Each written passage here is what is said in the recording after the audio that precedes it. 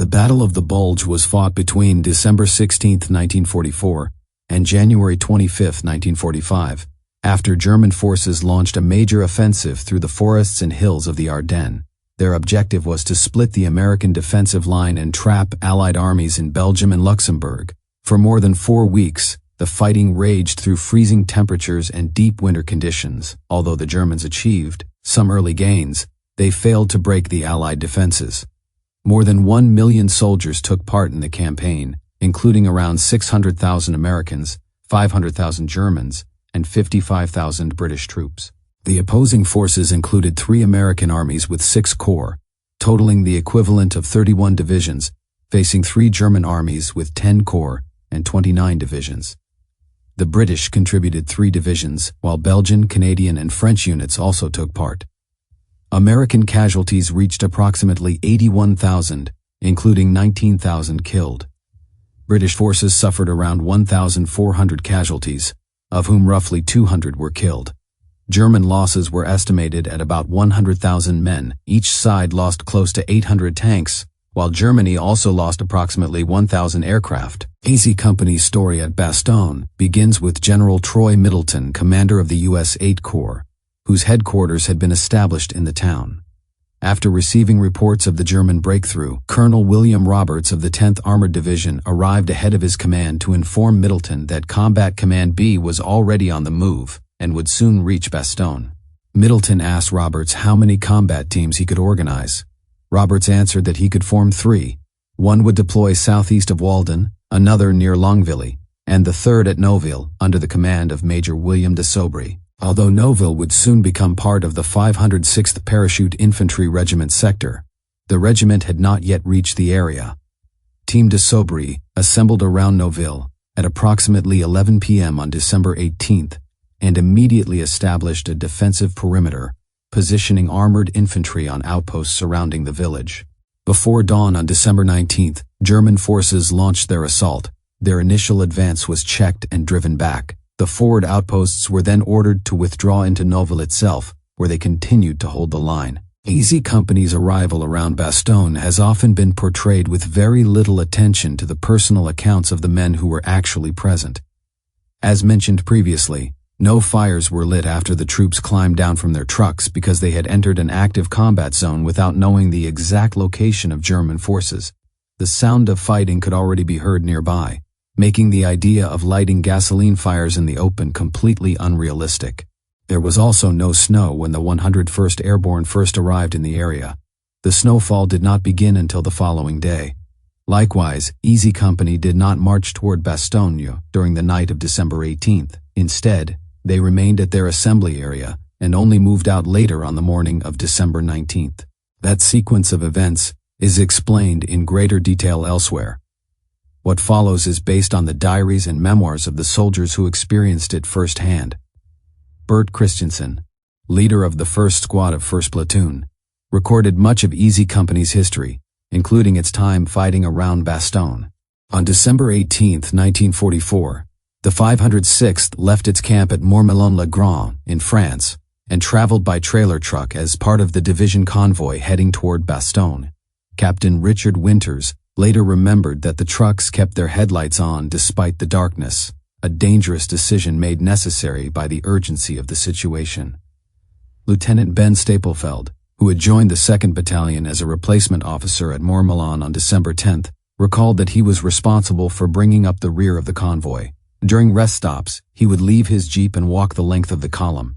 Most of the men slept during the journey, waking only when nature called. In the early hours of December 19th, they reached the village of Marvy-Saint-Étienne, located about 3.5 miles from Bastogne, where they rested until daylight. As morning approached, they could hear the sounds of a fierce battle to the north around Noville. Bradford Freeman of AZ Company simply remarked, "Here we go again."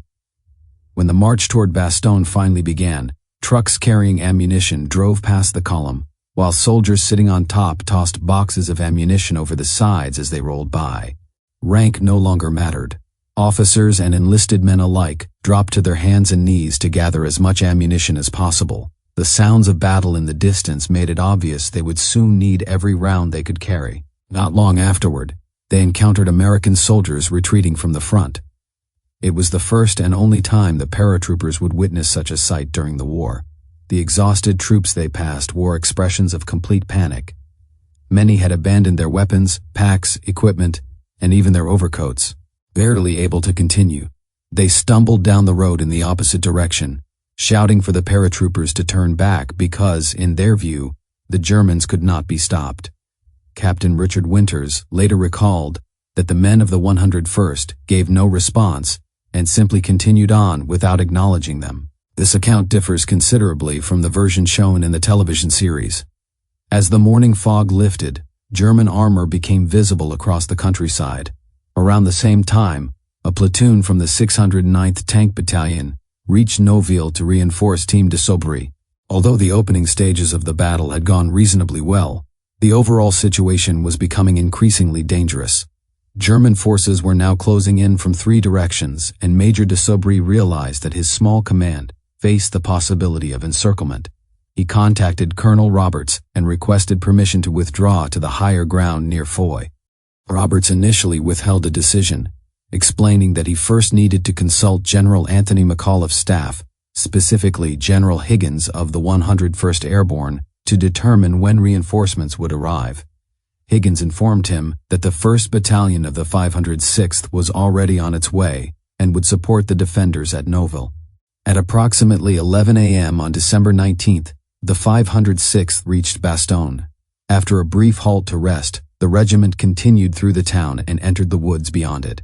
Colonel Robert Sink, commanding the 506th, had first been ordered by General Higgins to send the 1st Battalion to Noville. Higgins then instructed him to position the 2nd and 3rd Battalions in Division Reserve north of Bastogne, near the small village of Luzery. Later that afternoon, however, the 3rd Battalion received new orders directing it to move to Foy, situated between Bastogne and Noville, where it established a defensive line. The 2nd Battalion remained in reserve at Luzery. The men had no idea that their sister battalions were already several miles ahead, engaged in heavy combat. Later that afternoon, Easy Company received orders to move.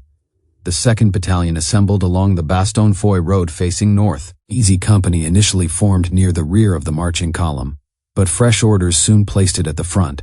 The companies advanced with the 1st, 2nd, and 3rd platoons marching in sequence, while Captain Richard Winters personally led from the front. Once the formation had been organized, the 1st squad of 1st platoon assumed the lead. Squad leader Bert Christensen selected Karl Sawasko, along with 2 replacements who had arrived only 2 weeks earlier, John Schindel and J.D. Smith, to serve as lead scouts. Sawasko and Christensen were the most experienced men remaining in the squad.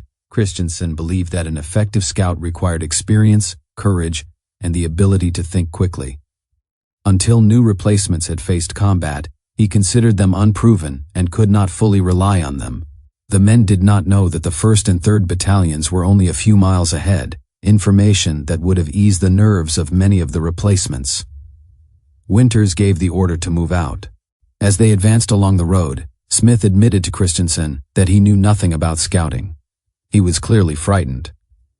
Christensen could offer little more than the basic instructions outlined in the field manual. You stay about 100 yards ahead and keep moving until either someone fires at you or you spot the enemy. If that happens, call your squad leader forward and he'll decide what to do next. The scouts moved ahead. Almost immediately, the sound of machine gun fire echoed somewhere in the distance, while artillery rumbled across the countryside, increasing everyone's tension. The road itself was paved with asphalt, resembling a quiet country road back in the United States. Ditches roughly 3 feet deep bordered each side, and scattered stands of pine trees dominated the surrounding landscape. Smith eventually reached the crest of a hill, prompting Christensen to halt the advance. Captain Winters came forward and ordered the battalion to deploy into a skirmish line. Afterward, he returned to the rear to confer with Colonel Strayer, while Easy Company spread into the woods lining both sides of the road. The order to continue soon followed, and the battalion advanced in 3 parallel lines separated by roughly 20 yards. Thick woodland slowed their movement considerably. After covering between 200 and 300 yards, they emerged at the edge of the trees. To their left stretched a broad open area leading to another forest covering low rolling hills. Directly ahead lay around 200 feet of open ground before another line of trees began. Dense woodland also covered the right flank. The battalion was ordered to halt. This position would become their home for the foreseeable future. From here, they would launch reconnaissance and combat patrols while establishing outposts around the perimeter. Each company received its assigned sector, and by nightfall on December 19th, Easy Company had completed its defensive positions. Throughout the night, the dark outlines of soldiers could be seen deepening and improving their foxholes. At that moment, none of them could possibly have imagined what the days ahead would bring.